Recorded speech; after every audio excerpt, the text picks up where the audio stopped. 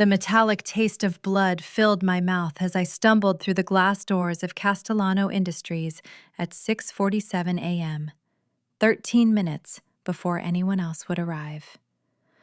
My hands shook as I jabbed the elevator button, praying the bruise spreading across my left eye wasn't as bad as it felt.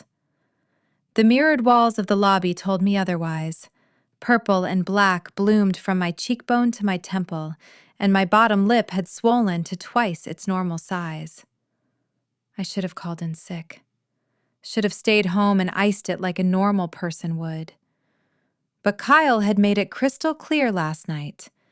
If I missed another day of work, if I gave him any reason to think I was making excuses or playing victim, he'd make sure I regretted it.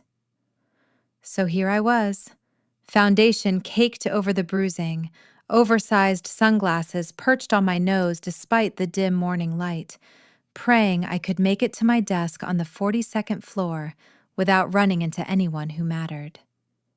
The elevator chimed. Empty. Thank God. I slipped inside and pressed 42, then slumped against the back wall, closing my eyes. Just 8 hours. 8 hours of keeping my head down, my sunglasses on, my voice steady. Then I could go home to my apartment, the one Kyle didn't have a key to anymore, the one I'd changed the locks on 3 days ago when he was at work, the one he'd shown up at last night anyway, somehow bypassing building security, waiting in the hallway when I got home at 11 p.m. from covering someone else's shift. Did you really think changing the locks would keep me away? He'd said, that dangerous smile playing at his lips. We need to talk, Taylor. The elevator lurched upward. My stomach dropped. I pressed my palm against the cool metal wall, willing myself not to cry. Crying would make the swelling worse. Crying would ruin what little makeup coverage I'd managed. Crying would mean admitting that I'd let this happen, that I'd ignored every red flag for 6 months because Kyle had seemed so different at first. Charming, attentive, successful in his own right as a regional sales manager. Not like the other guys I'd dated, who couldn't hold down jobs or showed up drunk to my birthday dinner. The elevator slowed. 39th floor, 40th, 41st. The doors opened on 42, and I nearly collided with someone stepping in. Excuse me, The words died in my throat. Christian Castellano stood 3 feet away, steaming coffee in one hand, his other hand already shooting out to steady me as I jerked backward. The CEO of Castellano Industries. The man whose company employed 3,000 people across 12 states.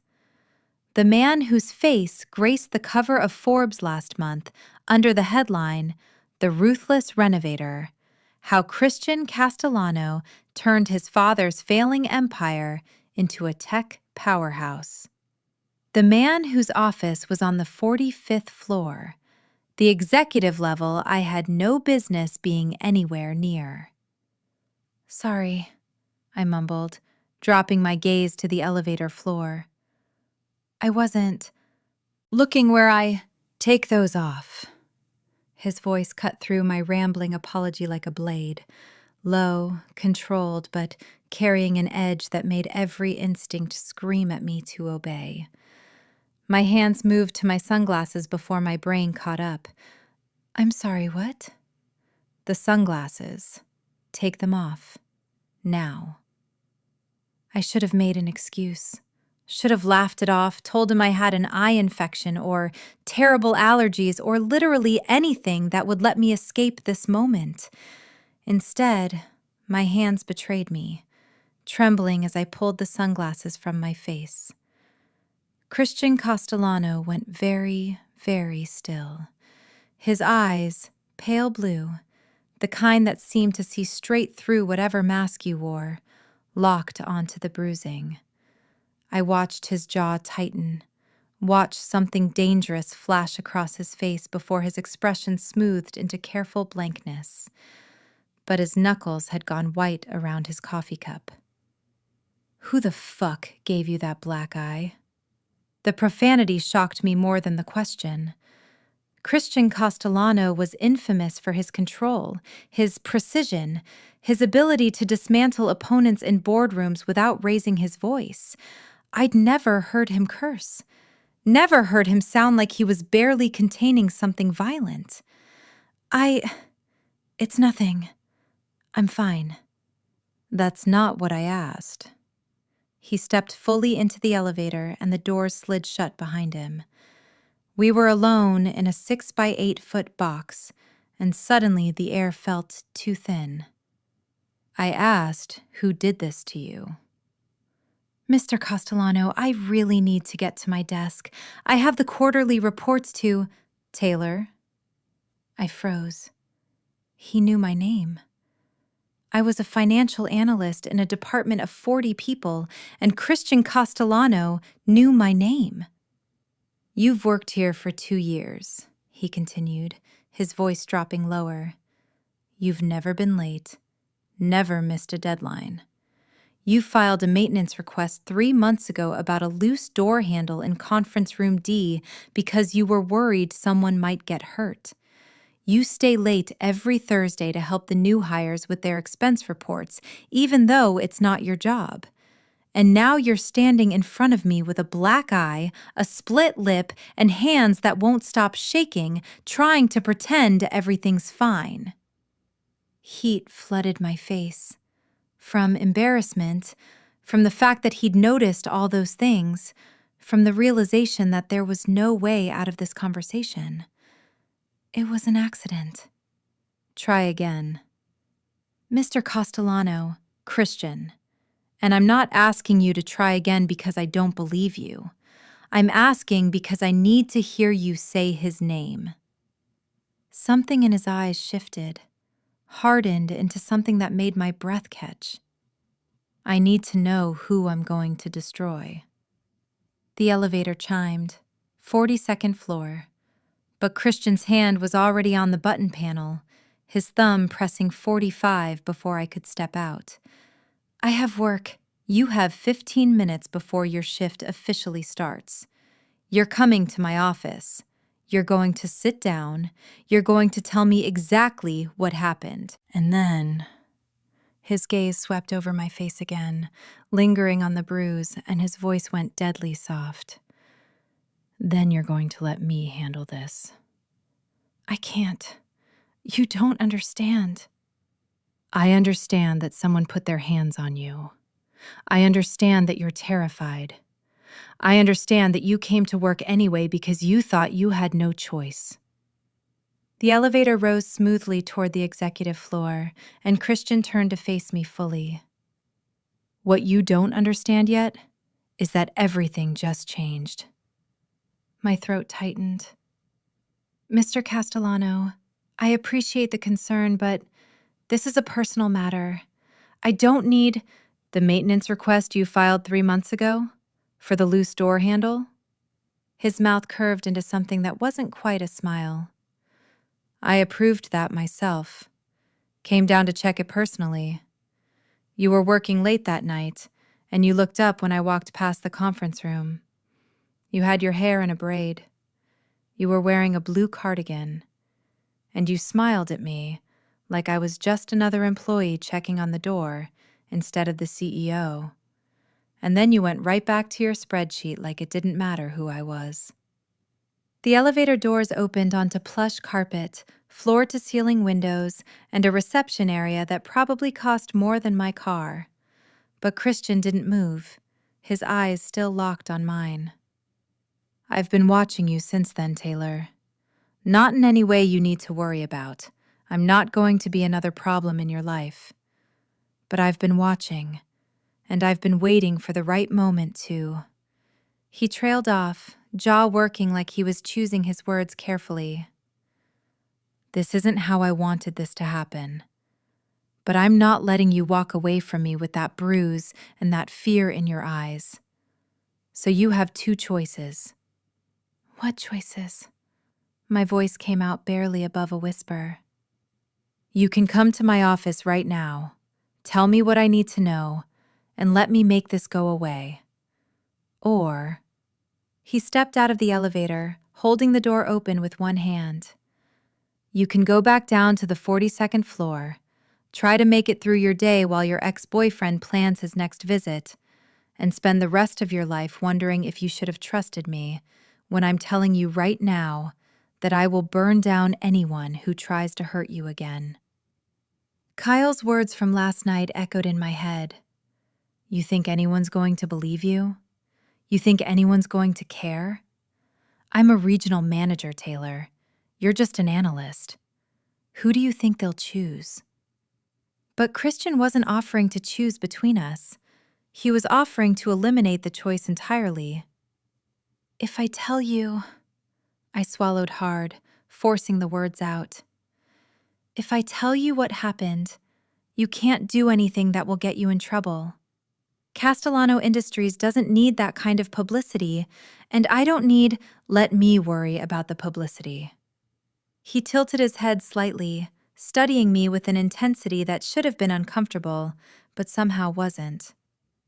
What you need is to be safe. What you need is to never have to wear sunglasses at 6:47 in the morning again, because you're trying to hide what someone did to you. What you need is to understand that you walked into my building this morning, and that makes this my problem now. The elevator doors tried to close. Christian held them open effortlessly, waiting. I thought about Kyle's texts from this morning. 17 of them, each one escalating from apologies to demands to threats. I thought about the way he'd grabbed my face last night, fingers digging into my jaw while he told me I was being dramatic, that he barely touched me, that I'd provoked him by changing the locks without discussing it like adults. I thought about the fact that I'd called the police 3 times in 6 months, and each time they'd taken a report and done exactly nothing. I thought about Christian Castellano's eyes, and the way he'd said, I will burn down anyone who tries to hurt you again, like it was a simple fact instead of a promise. His name is Kyle Morrison, I heard myself say. He's a regional sales manager for Harper & Stone. We dated for 6 months. I broke up with him 8 days ago. Christian's expression didn't change, but something flickered in his eyes. Recognition, maybe, or calculation. Harper & Stone, marketing firm 3 blocks from here? I nodded.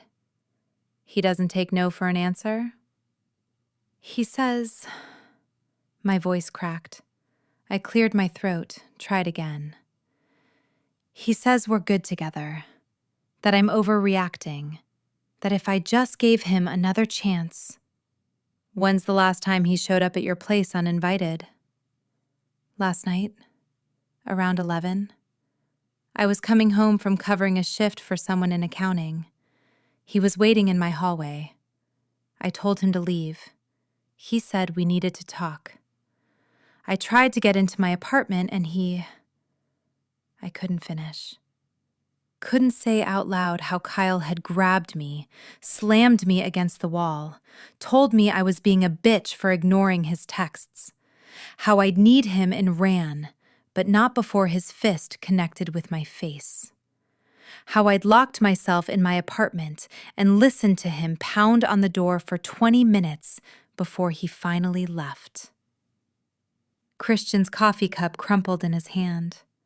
Hot liquid spilled onto the carpet, but he didn't seem to notice. His entire focus had narrowed to lethal precision.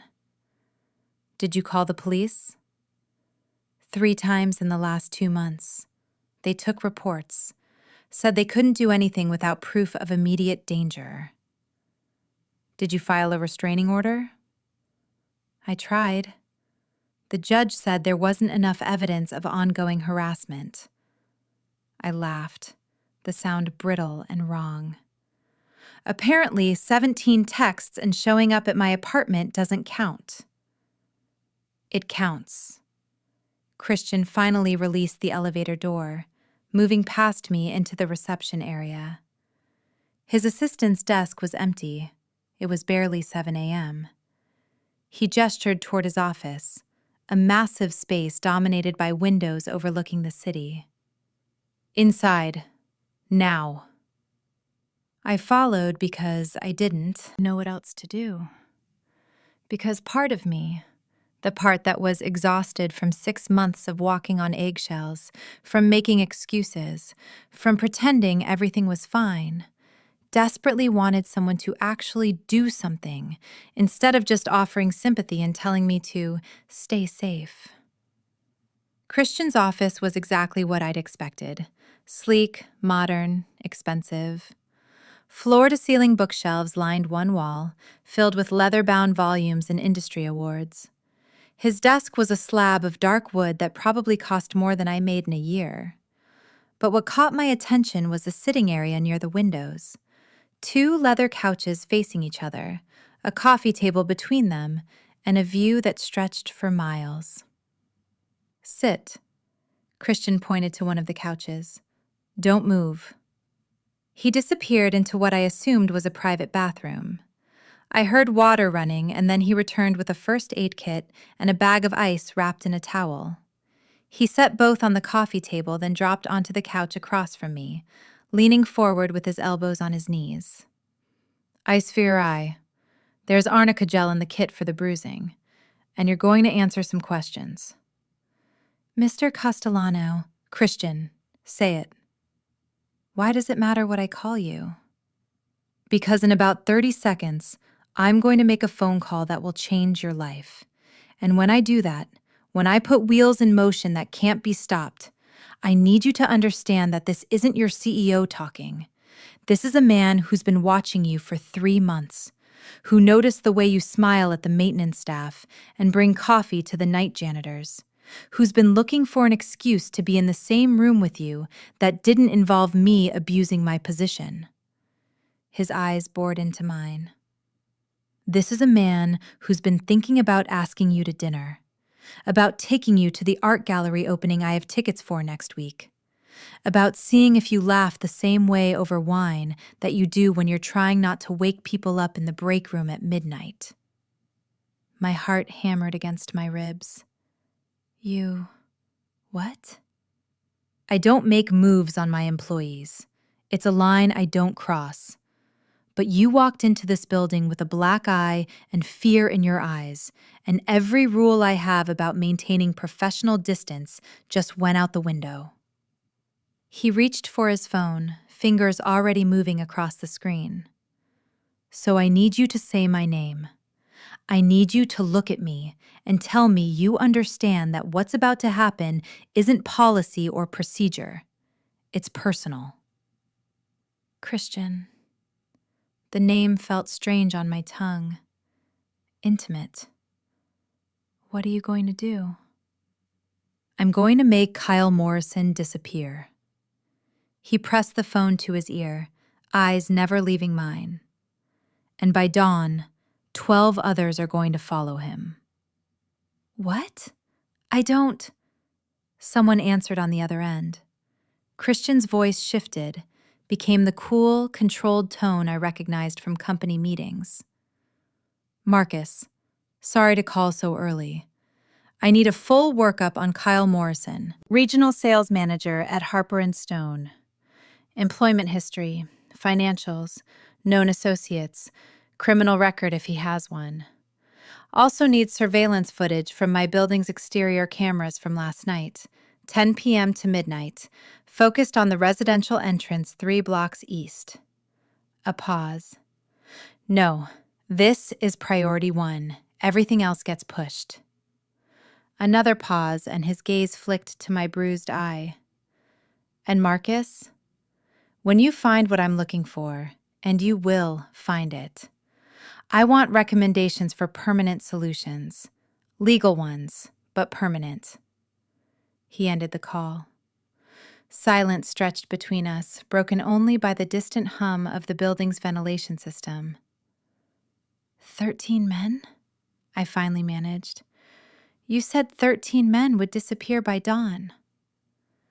Christian set his phone down, then reached for the ice pack, extending it toward me. Take this. Press it against your eye. Gently. I took the ice pack, too stunned to argue. The cold bit into my skin, making me wince. Kyle Morrison is number 1, Christian said quietly. I have 12 other situations I've been monitoring. Employees in my company who are dealing with similar problems. Stalkers, abusive ex-partners, harassment cases that HR has tried to handle through proper channels that went nowhere. I've been building files, gathering evidence, waiting for the right moment to act. His mouth curved into something cold and utterly ruthless. You just gave me that moment. Why would you? Because 3 years ago, my sister called me at 2 a.m. from a hospital emergency room. Her boyfriend at the time, a lawyer, well-connected from a good family, had put her through a glass coffee table during an argument. She'd filed 2 police reports before that night. Both times, nothing happened.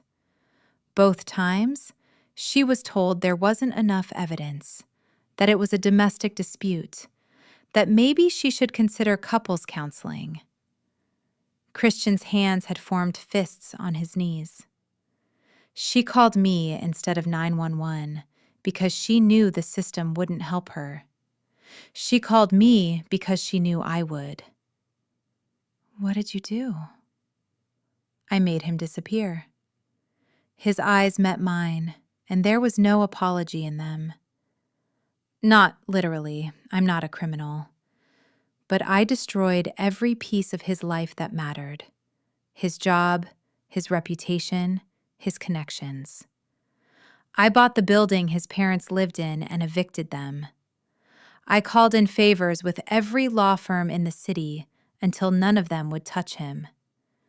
And when he tried to fight back, tried to go to the press with some bullshit story about abuse of power, I buried him so deep that even his own mother stopped returning his calls.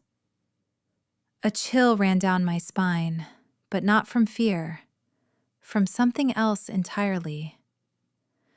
I learned something from that experience, Christian continued. The system doesn't protect people like my sister, like you. The system is designed to give second chances to men who don't deserve them, to prioritize due process over safety, to make victims prove they're scared enough to. Warrant help. So I stopped relying on the system. I built my own. Your own what? My own network.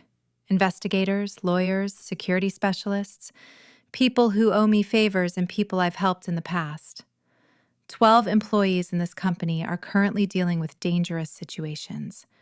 I've been gathering evidence on every single one of their abusers.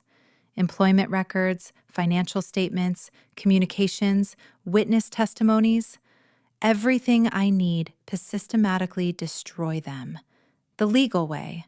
Lawsuits, terminations, restraining orders that actually have teeth because they're backed by evidence that's impossible to dismiss. He leaned back slightly, and I realized his hands had stopped shaking. He looked calm now, focused, like he'd just laid out a business plan instead of a campaign of calculated revenge. I've been waiting for a catalyst, he said. One case that was clear-cut enough, public enough within the company that I could act without seeming like I was overstepping. You just became that catalyst, Taylor. By dawn, I'm filing 13 legal actions, restraining orders, civil suits, criminal complaints backed by evidence that prosecutors can't ignore. And every single one of those men, Kyle Morrison included, is going to wake up to a new reality. I should have been horrified. Should have told him this was insane, that he couldn't just declare war on 13 people because I showed up with a black eye. But all I could think about was Kyle's smug smile last night, his certainty that nothing would happen to him, that I was powerless. "What do you need from me?" I heard myself ask. Christian's expression softened slightly. "Right now, I need you to let me take care of this. I need you to trust that I know what I'm doing, and that by the time you leave this office, Kyle Morrison won't be a threat anymore." He paused. "After that, I need you to have dinner with me." Dinner? Of all the things I'd expected him to say, that wasn't one of them. "I told you, I've been watching you for 3 months. I've been trying to figure out how to ask you out without being that CEO who hits on his employees. Now the situation's changed. You're going to be under my protection whether you want to be or not. And that makes you off limits to every other man in this company because they're all going to assume we're together." He tilted his head slightly. "So we might as well actually be together." That's not how relationships work, isn't it?" His phone buzzed. He glanced at it and satisfaction flickered across his face. "Marcus works fast. He's already pulled Kyle's employment file. Want to know what I'm looking at?" I nodded, not trusting my voice. 2 prior complaints from female colleagues at Harper & Stone, both settled quietly with NDAs and severance packages. A restraining order filed against him in college that was dropped when the girl transferred schools. And, this is interesting, his current supervisor is the nephew of Harper & Stone's CEO, which is probably why he's still employed despite multiple HR complaints. Christian looked up from his phone. "He's been protected. That ends today." "How?" "I'm about to make a call to Harper & Stone's CEO. I'm going to tell him that one of his employees assaulted one of mine, and that I have documentation, surveillance footage, and witness testimony that proves it. I'm going to give him a choice. Fire Kyle Morrison immediately and cooperate with a police investigation. Or I pull every contract Castellano Industries has with Harper & Stone, which, according to our accounting department, represents about 30% of their annual revenue." He stood, moving toward his desk. "Which option do you think he'll choose?" "Christian, you can't." "I already am." He picked up his office phone, pressed a button. "Rebecca? I know you're not officially in yet, but I need you. Conference room, 15 minutes. Call legal, call security, and get me everything we have on Harper & Stone's contracts." He hung up, then turned back to me. "You're staying here. I'm going to handle this, and then we're going to talk about what happens next." "What happens next?" I repeated numbly. "You're going to stay at my place tonight. Maybe the next few nights, until I'm satisfied that Kyle has gotten the message. You're going to accept a security detail. 2 guys, very professional. They'll stay out of sight, but they'll be there. And you're going to let me take you to dinner tomorrow night. Somewhere nice. Somewhere you can wear a dress and forget about all of this for a few hours." "You're being ridiculous." "I'm being thorough." He crossed back to me, crouched down so we were at eye level. "Taylor, I meant what I said. Everything just changed. You walked into my building with that bruise, and it became my responsibility to fix it. Not because you're weak or helpless. I've seen your work. I know exactly how capable you are. But because someone needs to tell you that you don't have to handle this alone anymore. Someone needs to be the person who looks at you and says, "I've got this, and I've got you." Tears burned behind my eyes. Why me? You don't even know me. I know you smile at maintenance workers. I know you stay late to help people who aren't your responsibility. I know you filed a complaint about a loose door handle because you were worried about someone else's safety.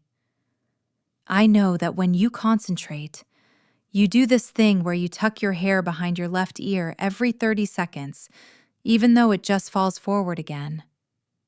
And I know. His hand came up slowly, carefully, giving me time to pull away. When I didn't, his fingers brushed my jaw, tilting my face toward the light. I know that whoever gave you this deserves to have his world torn apart. Christian, I didn't know what I was trying to say. Didn't know if I was protesting or pleading or just trying to make sense of the fact that my CEO was promising to destroy my ex-boyfriend while simultaneously asking me to dinner. "Say yes to dinner," he murmured. "Everything else we'll figure out. But say yes to dinner, Taylor. Say yes to giving me a chance to prove I'm not like him, that I see you as someone worth protecting, worth cherishing, worth—" He stopped himself, jaw tightening. "Say yes." This is crazy. Probably. His thumb traced along my jawline, feather light, careful of the bruising. "Say it anyway." "You're going to ruin people's lives." "I'm going to protect what's mine. There's a difference." "I'm not yours." "Not yet." He pulled back slightly, and the loss of his touch felt more significant than it should have. "But you will be. Because I don't do anything halfway, Taylor. When I commit to something, to someone, I commit completely. So I'm asking you now, before this goes any further, do you want this? Do you want me to be the person who stands between you and anyone who tries to hurt you? Do you want to see what it looks like when someone actually fights for you instead of just offering sympathy?" I thought about going back to my desk, thought about spending the day jumping at every notification, wondering if Kyle would show up at my apartment again, wondering if the police would actually do anything this time. I thought about the past 6 months of feeling small and scared and alone, of being told by everyone from my family to my friends to the legal system itself that I needed more evidence, more documentation, more proof that I was in danger. I thought about Christian Castellano looking at my black eye and going very, very still, like he was barely containing something violent. "Yes," I whispered. "Yes to dinner.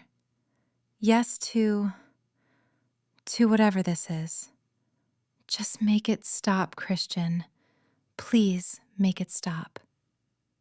His eyes darkened with something that sent heat pooling in my stomach despite everything.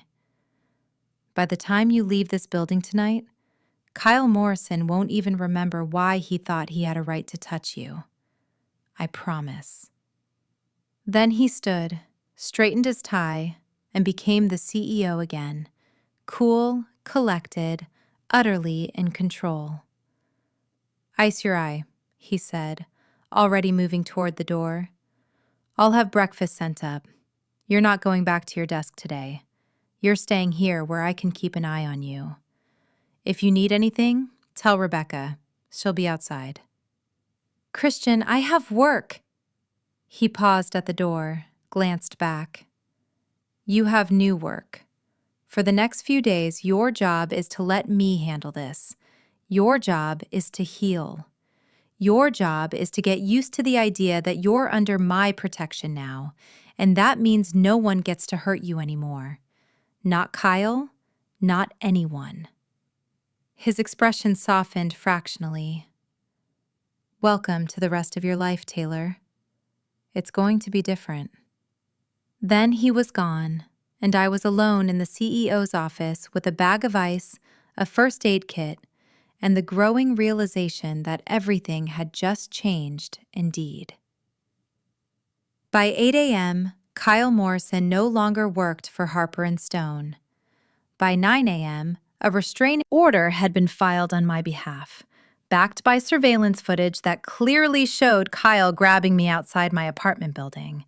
Footage that Marcus, whoever he was, had somehow obtained from buildings I didn't even know had cameras. By 10 a.m., 3 women who'd previously signed NDAs about Kyle's behavior had been contacted by Castellano Industries' legal team and offered pro bono representation to break those agreements. By 11 a.m., Harper & Stone's CEO had personally called Christian to confirm Kyle's termination and offer his sincere apologies for any distress caused to my staff. I knew this because Christian put it on speakerphone, sitting across from me in his office while I ate the breakfast he'd ordered: fresh fruit, yogurt, and the kind of croissants that probably cost $15 each. By noon, I'd been assigned a security detail. 2 men who looked like they could bench press cars introduced themselves as David and James, promised to be invisible unless I needed them, and then proceeded to station themselves outside Christian's office like guards at a palace. By 1 p.m., 12 other employees, women I'd never met who worked in different departments across different floors, had been called to a private meeting with Christian and the head of legal. I didn't know what was said in that meeting, but I saw them leaving, and I saw the relief on their faces, the way some of them were crying, the way they hugged each other like they'd just been given something precious.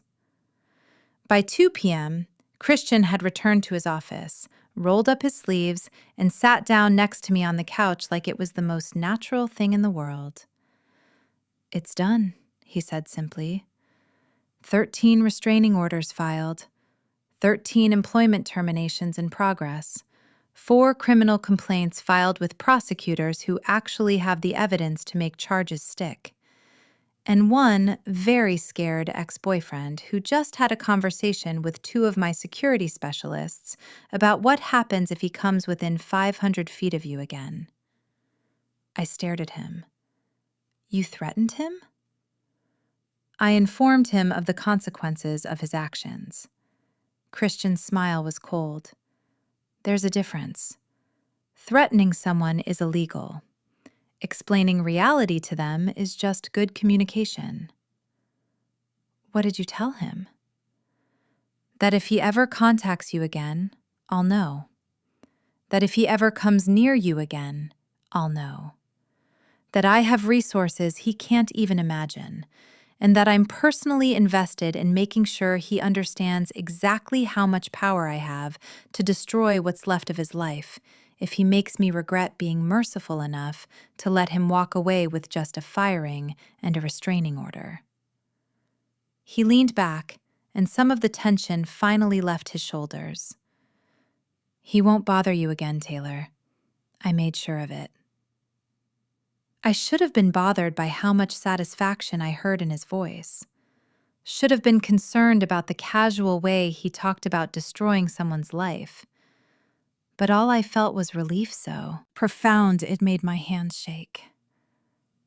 "Thank you," I managed. "I don't know how to thank you for... Have dinner with me. Tonight. My place." He checked his watch.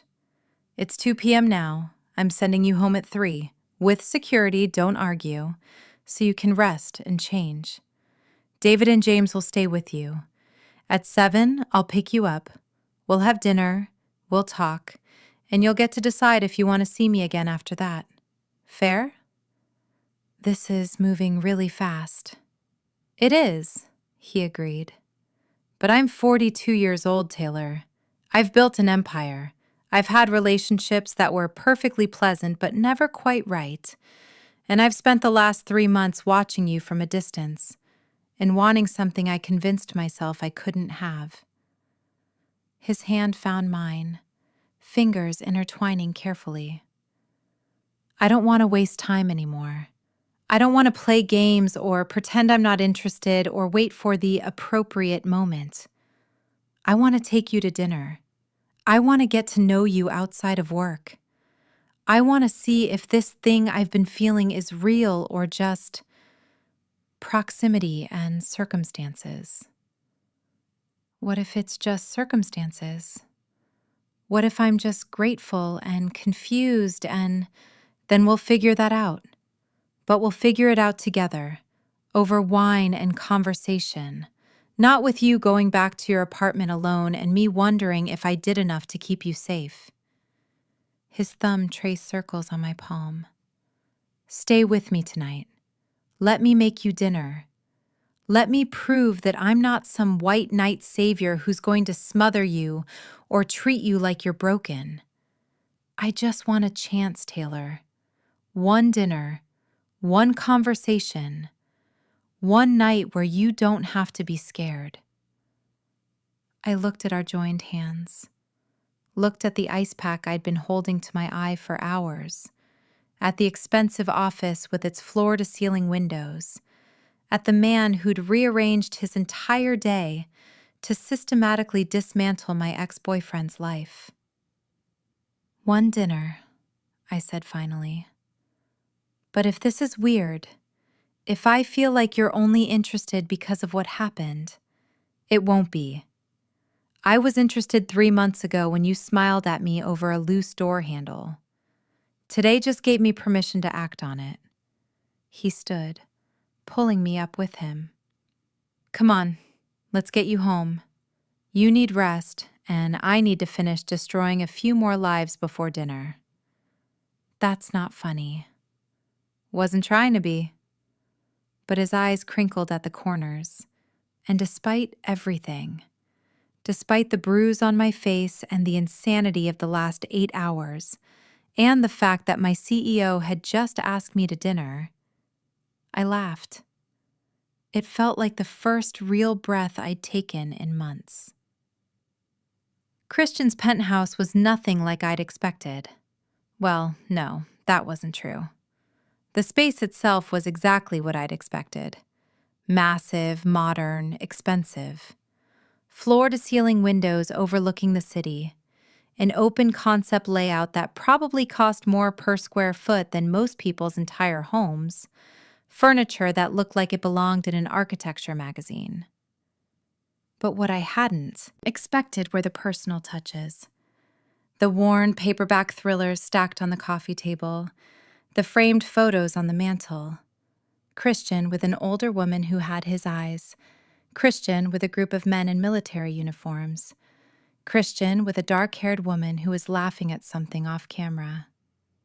The kitchen that actually looked used, with a knife block that showed signs of regular maintenance, and a spice rack that wasn't just for show. My sister, Christian said from behind me. I turned to find him watching me study the photos, his jacket discarded, his sleeves rolled up to reveal forearms that were frankly distracting. He pointed to the laughing woman. Isabella, she's a prosecutor now, specializes in domestic violence cases. Because of what happened to her? Because of what I did about it. He moved into the kitchen, pulling vegetables from the fridge. She saw what it looked like when someone with resources actually fought back against the system. She wanted to be that for other people. So she went to law school, passed the bar on her first try, and now she's putting abusers in prison instead of letting them walk away with slaps on the wrist. I followed him into the kitchen, perching on one of the bar stools at the island. Is she the one who helped with the restraining orders today? She consulted, made sure everything was airtight, that we had evidence that would actually hold up in court instead of just looking good on paper. He started chopping vegetables with the kind of precise efficiency that suggested he actually knew his way around a kitchen. She'll want to meet you, probably interrogate you about my intentions and make sure I'm not being an overbearing asshole. Are you being an overbearing asshole? His knife paused mid-chop. Am I? I considered this. I don't know yet. Ask me after dinner. He laughed, a real laugh, not the controlled chuckle I'd heard in meetings. Fair. Wine? God, yes. He poured 2 glasses of red, slid one across the island to me. Our fingers brushed as I took it, and that same electric awareness from the elevator this morning sparked between us. For the record, Christian said quietly, I know this is fast. I know showing up at your apartment with security and demanding you stay with me is probably every red flag you've been warned about. But I need you to understand something. What's that? I don't do this. I don't bring women to my place on first dates. I don't rearrange my schedule for someone I barely know. I don't... He stopped, set down his knife. I've been careful my entire life. Careful about who I trust, who I let close, who I give power over me. It's a survival mechanism. When you build something from nothing, when you have as much to lose as I do, you learn to be careful. But you walked into my elevator this morning with a black eye and fear in your eyes, and something in me just broke.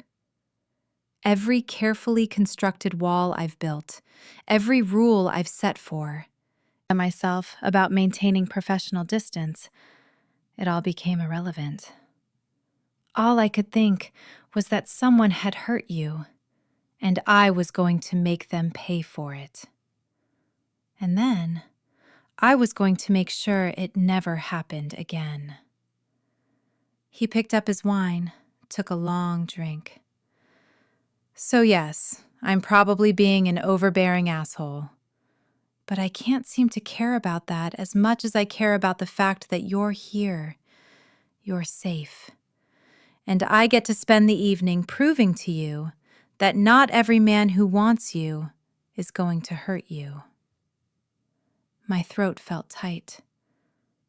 How do I know you're not just, I don't know, reacting to circumstances? How do I know you'll still be interested when I'm not some damsel in distress? Because I was interested when you were just the woman who smiled at me in a conference room. Because I've been interested for 3 months, and nothing about today changed that. It just gave me an excuse to act on it.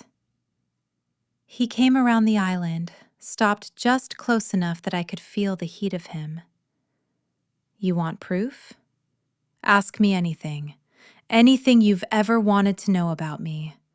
If I'm just reacting to circumstances, I'll give you vague answers and try to redirect.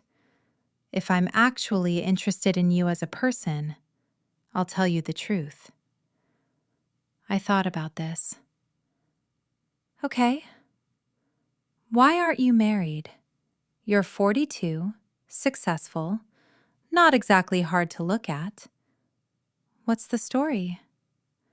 He laughed again, softer this time. Brutal honesty it is. I was married for 3 years. Her name was Rebecca, not the assistant, different Rebecca. We met in business school, got married when I was 30, divorced when I was 33. What happened? I built Castellano Industries from the ground up. When we met, I was nobody, just the son of a failed businessman trying to prove I could do better. She fell in love with that version of me, the struggling entrepreneur, the underdog, the guy who worked 18-hour days because he had something to prove. But then, I actually succeeded. The company took off, the money came in, and suddenly, I wasn't the underdog anymore. I was the guy who had board meetings and investor calls and responsibilities that meant I couldn't drop everything for a spontaneous weekend trip. He took another drink of wine. She wanted the version of me who had nothing to lose. I became the version who had everything to lose. So we divorced. Amicably, civilly, like two people who'd realized they'd grown in different directions. Haven't spoken to her in 8 years. No one since then? Relationships, a few.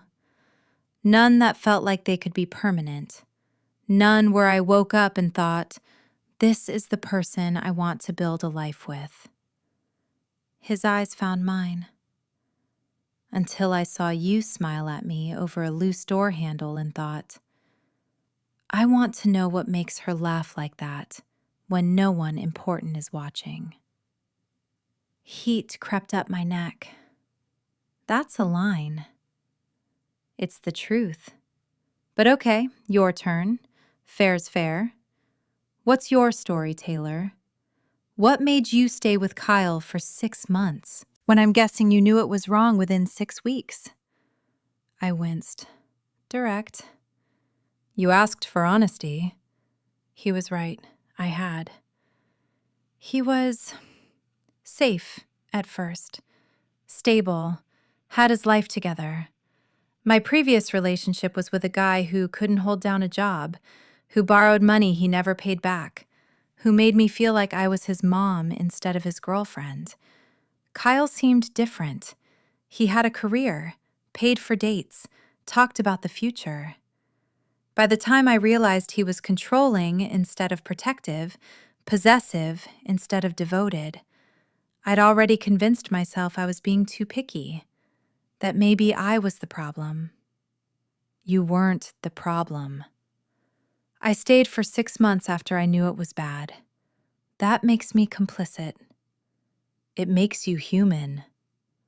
Christian set his wine down, and his hands came to rest on the counter on either side of me, not trapping me, but close enough that I was acutely aware of him.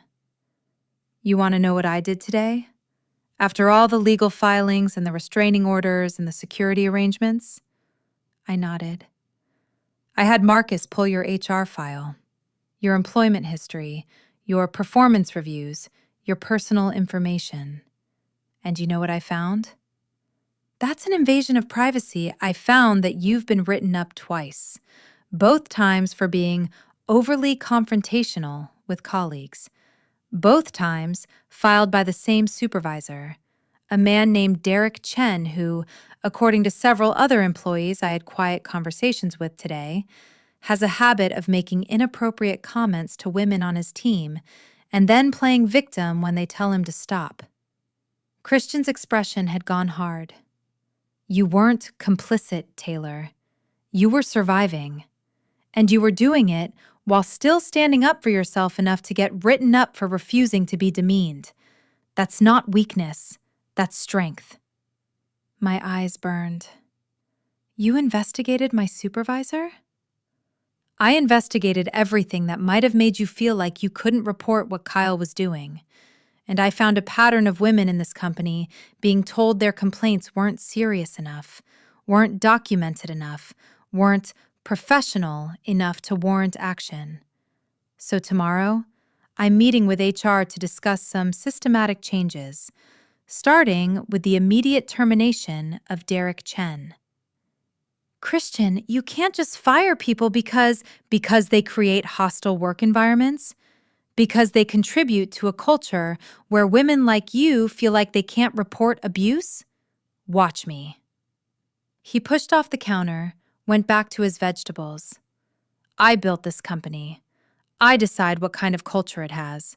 And I'm deciding right now that it's going to be the kind of place where someone like you never has to show up with a black eye again because they were too afraid to ask for help. I watched him cook. This powerful man who'd spent his day systematically destroying my problems, and felt something shift in my chest. Not gratitude, or not just gratitude. Something deeper. Something that felt like the beginning of trust. Tell me about your family, I said quietly. You mentioned your mom in that photo. What's she like? His shoulders tensed. For a moment, I thought he wouldn't answer. Then, she died 4 years ago. Cancer. Christian, I'm sorry. I didn't mean. It's fine. You asked, I'm answering. He kept chopping, not looking at me. She was the reason I built this company. After my father's business failed, after we lost everything, she worked 3 jobs to keep us afloat. Cleaned offices at night, waitress during the day, did data entry from home whenever she had spare time. I was 17, Isabella was 14, and our dad had checked out completely. Just sat in front of the TV drinking beer and complaining about how the world had screwed him over. His knife hit the cutting board harder than necessary. I swore I'd make it up to her. Swore I'd build something so she never had to work like that again. By the time I had enough money to take care of her, she was already sick. Stage 4 by the time they caught it. I had 2 years with her where she didn't have to worry about money, where she could actually rest. It wasn't enough. I slid off the bar stool, crossed to him. Christian, I'm fine. You're not. I touched his shoulder, felt the tension there. It's okay to not be fine. He set the knife down, turned, and suddenly we were standing toe to toe, his eyes searching mine like he was looking for something specific. I want you to understand something, he said quietly. When I say I'm going to protect you, when I say I'm going to make sure no one hurts you again, it's not because I think you're weak or helpless. It's because I know what it's like to watch someone you care about suffer and feel powerless to stop it. I couldn't save my mom. I barely saved my sister in time, but I can do something about this, about you. And I'm asking you to let me. I don't need saving. I know. But maybe I need to be the person who tries anyway. His hand came up, fingers ghosting over my bruised cheekbone. Is that selfish? Probably. Do I care? Not even a little. I should have stepped back, should have maintained some kind of professional distance, some boundary between CEO and employee, between the man offering protection and the woman accepting it. Instead, I leaned into his touch. This dinner was supposed to prove you're not an overbearing asshole, I murmured. You're not doing a great job so far. Give me time. We haven't even eaten yet. But he was smiling, and his thumb was tracing my jawline, and the kitchen suddenly felt too small and too warm. The timer on the stove beeped. Christian stepped back, and I immediately missed the warmth of him. Food's ready, he said, and his voice had gone rough. Let's eat. Then we'll talk about what happens next. What happened next was the best meal I'd had in months. Christian had made some kind of pasta with vegetables and a sauce that tasted expensive, and we ate on the couch in front of those massive windows, the city lights spreading out below us like a carpet of stars. We talked about everything and nothing, about how he'd learned to cook from his mother, about how I'd learned to budget from being broke for most of my 20s, about his time in the military before business school, about my completely impractical degree in art history that I'd never used professionally, about his collection of terrible thriller novels, about my secret obsession with true crime podcasts. It was normal, comfortable, like we'd been doing this for years instead of hours. Okay, I said eventually, setting my empty plate on the coffee table. I have a question. Shoot. What happens Monday when I go back to work? Everyone's going to know. Everyone's going to talk about how the CEO went nuclear on my behalf. How do we... Monday, you transfer to a different department. Your choice which one. Your salary increases by 30% because I've been reviewing your work and you're drastically underpaid for your skill level. And anyone who has a problem with either of those things can take it up with me. He set his own plate down. As for us, assuming there is an us after tonight, we keep it quiet at first. Private.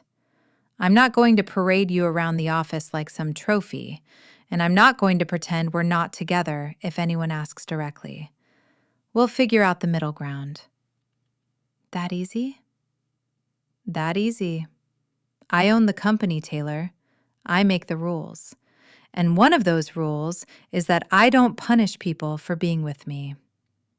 He shifted closer, and suddenly his thigh was pressed against mine. But there's something else we need to talk about. What's that? Kyle's not the only one who's going to be unhappy about today. There are 12 other men who just had their lives turned upside down, and some of them are going to be angry. Some of them are going to blame the women who filed complaints. Some of them are going to try to retaliate. My stomach dropped. Christian, which is why security stays. For you, for the other women. For however long it takes for the message to sink in that there are consequences now. That Castellano Industries protects its people. His hand found mine again, squeezed. I'm not going to let anything happen to you, or to them. That's not negotiable. You can't control everything. Watch me try. His expression had gone fierce again, protective in a way that should have been overwhelming, but somehow wasn't. I meant what I said this morning. You're under my protection now. That means no one gets to hurt you. Not Kyle, not anyone from his past, not random chance or bad luck or anything else. I will burn the world down before I let someone put another mark on you. That's insane. Probably. Are you going to tell me to stop? I looked at him, really looked at him, at the intensity in his eyes, the set of his jaw, the way he was holding my hand like it was something precious. At the man who'd spent his day destroying my problems and his evening making me dinner and proving he knew how to have a normal conversation about thriller novels. No, I said finally. I'm not going to tell you to stop. Something flickered in his eyes. Relief, maybe, or satisfaction. Good, because I'm not sure I could even if you asked. He leaned in slowly, giving me time to pull away. I didn't. His lips brushed mine, soft and careful, like he was afraid I might break, like he was testing whether this was okay, whether I wanted this as much as he did. I answered by kissing him back. It wasn't desperate or hungry or any of the things I'd expected. It was gentle, exploring, a promise of things to come instead of a demand for everything right now. His hand came up to cup my face, thumb stroking over my cheek as he deepened the kiss just slightly, and I felt something in my chest crack open. When we finally pulled apart, I was breathing hard. Well, Christian murmured, his forehead resting against mine. That was worth the 3-month wait. I laughed, the sound shaky. Just good? Devastating. Earth-shattering. The kind of kiss that makes a man reconsider every decision that led him to this moment and be grateful for all of them. He pulled back slightly, eyes searching mine. Stay tonight. Not for anything more than this, just stay. Let me know you're safe. Let me wake up tomorrow knowing you're here. I should have said no. Should have maintained some kind of boundary, some sense of self-preservation. But I was tired of being scared. Tired of being alone. Tired of pretending I could handle everything by myself. Okay, I whispered. I'll stay. His smile was slow and satisfied and made my stomach flip. Good. Because I'm not letting you go now, Taylor. Not after today. Not after this. You're mine now, whether you've fully accepted that yet or not.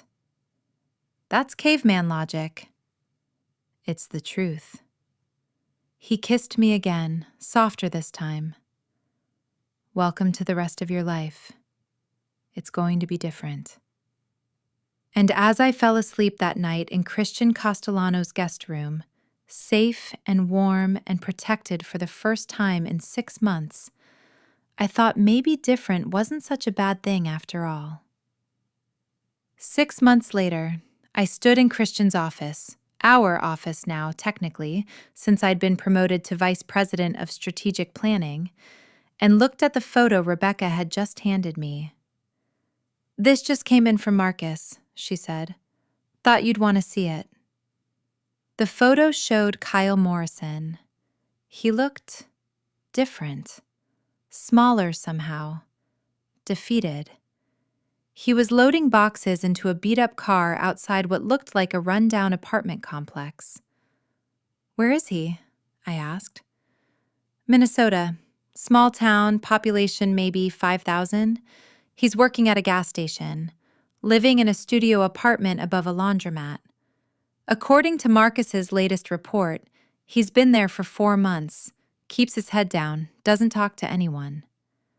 Rebecca's smile was thin. "Turns out when you blacklist someone from every reputable company in a 100-mile radius, they don't have many options." I stared at the photo, felt nothing. Not satisfaction, not pity, just a vague sense of distance. "Has he tried to contact anyone? Any of his old colleagues? Any women from his past?" "Not that we can track. He seems to have gotten the message." Rebecca took the photo back. "Do you want us to keep monitoring him?" "No." I set down the quarterly reports I'd been reviewing. "Let it go. He's not a threat anymore. Neither are any of the others." "You're sure?" I thought about the last 6 months, about the women who'd thanked me in elevators and break rooms, who'd told me their own stories, who'd found their voices because someone had finally listened. About the policy changes Christian had implemented, mandatory reporting, third-party investigations for all harassment claims, zero-tolerance enforcement that had teeth.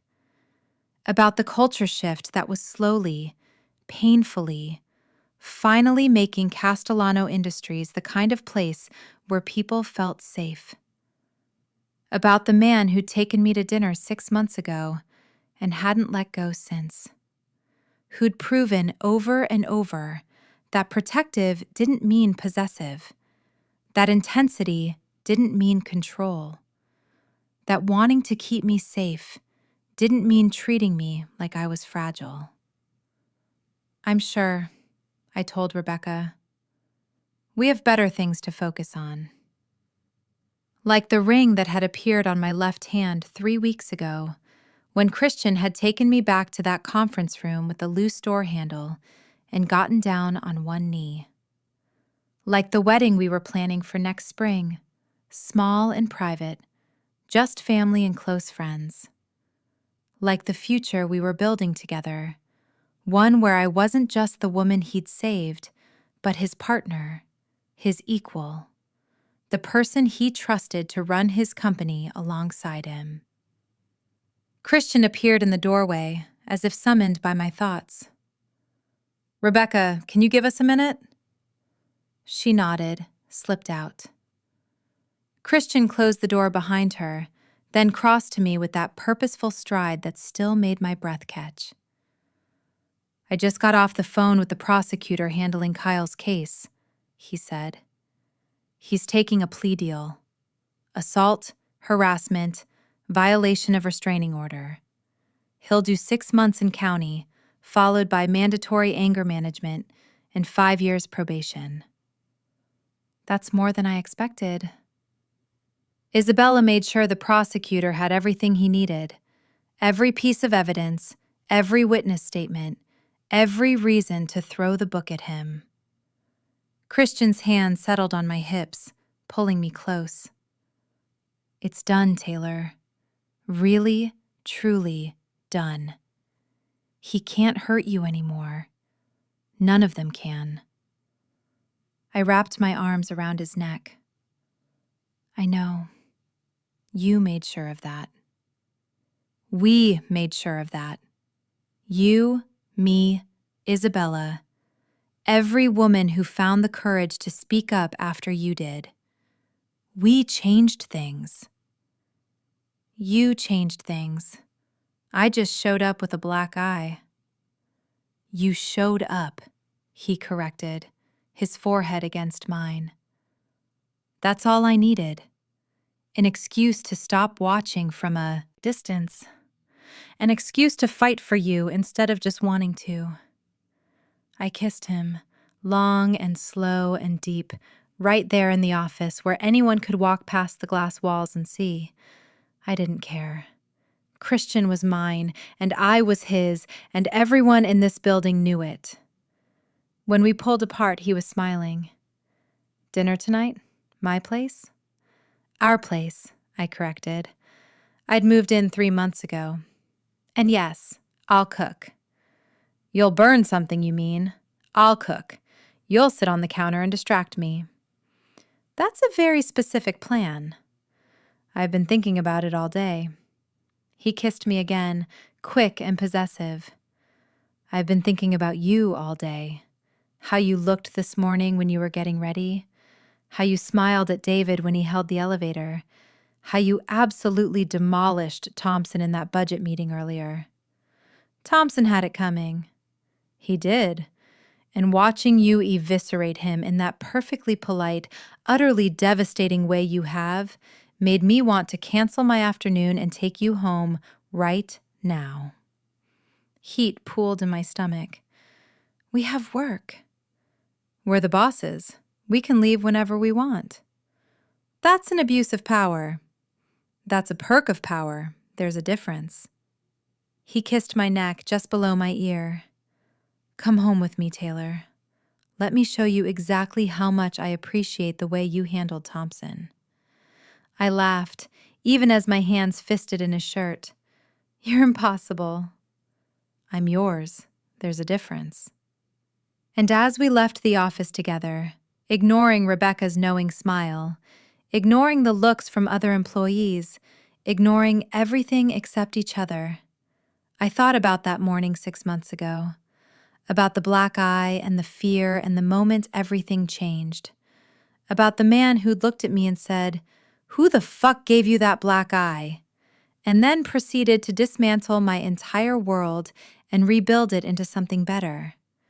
About the future we were building together, one day at a time, one kiss at a time, one moment of choosing each other over and over again.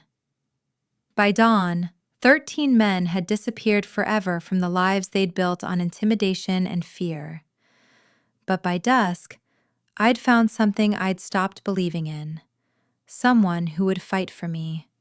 Someone who would burn the world down to keep me safe. Someone who saw me as worth protecting, worth cherishing, worth loving with the kind of intensity that transformed everything it touched. Christian Castellano had destroyed my problems and claimed my heart in the same breath. And I'd never been more grateful for a black eye in my life. Did you like the story? Do you want a part 2? Let me know your thoughts in the comments. Also, tell us which state you're watching from so I can give you a shout out in the next video.